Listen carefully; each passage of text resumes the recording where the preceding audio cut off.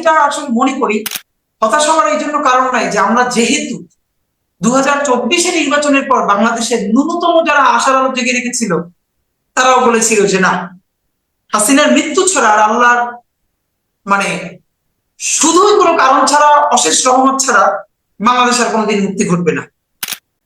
কিন্তু সেই 24-এ আল্লাহ তাআলা মুক্তি যখন ঘটালেন, সামনের বাংলাদেশে সম্ভবত আরো ওইরকম আওয়ামী লীগ হয়ে উঠতে সময় লাগবে। ইন দ্য মিন টাইম বাংলাদেশের মানুষ রুখে দেওয়া শিখে গেছে।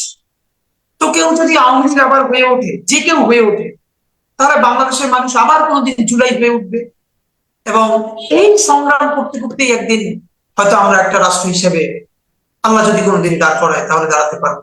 আমাদের রক্ত ঝরবে, আমাদের রক্তের তো আসলে দাম নাই, আমাদের রক্ত যেতে থাকবে। তবু সেই রক্তের বিনিময়ে যদি আল্লাহ একটা ইনসাফের স্বাধীন সার্বভৌম রাষ্ট্র গড়েন,